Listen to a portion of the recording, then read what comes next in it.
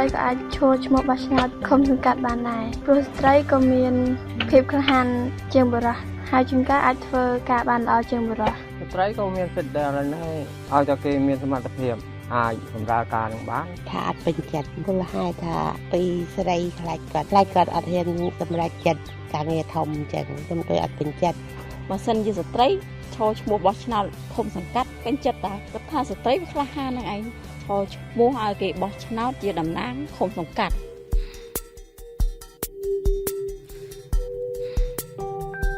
អង្គការសង្គមស៊ីវិលមើលឃើញថាស្ត្រីឈរឈ្មោះជាបេក្ខជនក្នុងការបោះឆ្នោតជ្រើសរើសក្រុមប្រឹក្សាឃុំសង្កាត់នៅតែមានលំដាប់លេខរៀងក្រោយបរិះក្នុងគណៈបកនយោបាយនីមួយៗបញ្ហានេះដោយសារបេក្ខជនជាបរិះធ្លាប់ធ្វើកិច្ចការងារក្នុងគណៈបកនយោបាយយូរមកហើយបើទោះបីជាស្ត្រីមានសមត្ថភាពក៏ដោយលោកស្រីអឹងយុខុននាយិកាអង្គការអមរាដែលធ្វើកិច្ចការងារលើកកម្ពស់ស្ត្រីថ្លែងថាស្ត្រីជាបេក្ខជនឈរឈ្មោះបោះឆ្នោតឃុំសង្កាត់បានត្រឹមលំដាប់លេខ3ឬលេខ4តែប៉ុណ្ណោះខុសពីអ្វីដែលលោកស្រីស្នើទៅកាន់គណៈបកនយោបាយឲ្យដាក់ស្ត្រីក្នុងលំដាប់លេខរៀងល្អបន្តិចក្នុងការបោះឆ្នោតជ្រើសរើសក្រុមប្រឹក្សាឃុំសង្កាត់នាខែមិថុនាខាងមុខនេះចង់ឲ្យស្ត្រី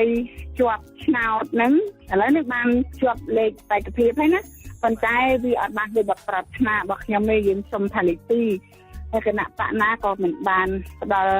សេចក្តីទុកចិត្តនឹងមកឲ្យខ្ញុំដែរគឺមានតែត្រឹមលេខ3ឬលេខ4អញ្ចឹងតែប្រុសហ្នឹងគាត់ដណ្ដើមទូនីតិអស់ទៅហើយស្រីហ្នឹងក៏គ្នាធ្លាក់ទៅលេខ3លេខ4លេខ5អីចឹងទៅលោកស្រីអាចសន្និដ្ឋានថាមូលហេតុនេះដោយសារគណៈបកនយោបាយមើលឃើញថាបរិះមានបទពិសោធន៍ក្នុងការធ្វើកិច្ចការងារឃុំប៉ុន្តែលោកស្រីថាស្ត្រីឈរឈ្មោះបេក្ខជនគណៈបកនយោបាយសុទ្ធតែទទួលការបណ្ដុះបណ្ដាលសមត្ថភាពពីអង្គការសង្គមស៊ីវិលបន្ថែមទៀតដើម្បីក្លាយជាស្ត្រីដែលមានសមត្ថភាពក្នុងការដឹកនាំគេគិតថាបរិះហ្នឹងធ្លាប់ធ្វើការគេជាក្រុមប្រឹក្សាឃុំចាស់មុនហើយ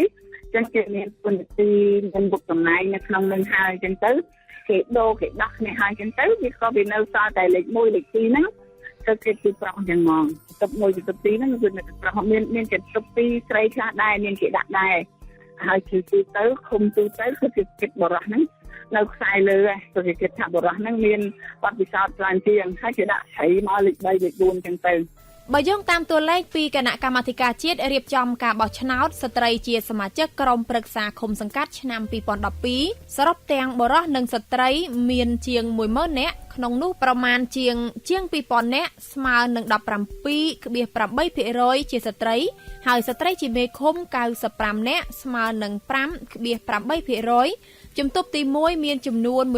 189នាក់ស្មើនឹង 11.6% និងជំទប់ទី2មាន151នាក់ស្មើនឹង 9.2%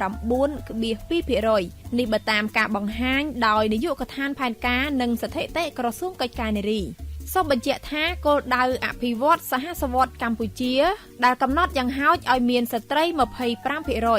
ប៉ុន្តែបើយោងតាមទិន្នន័យពីមជ្ឈមណ្ឌលសិទ្ធិមនុស្សកម្ពុជាហៅកាត់ថា CCHR បង្ហាញថាស្ត្រីជាប់ឆ្នោតក្រុមប្រឹក្សាឃុំសង្កាត់ឆ្នាំ2012គឺច្រើនជាងគេមានខេត្តប៉ៃលិន 25% នៃគោលដៅអភិវឌ្ឍសហសវត្តកម្ពុជា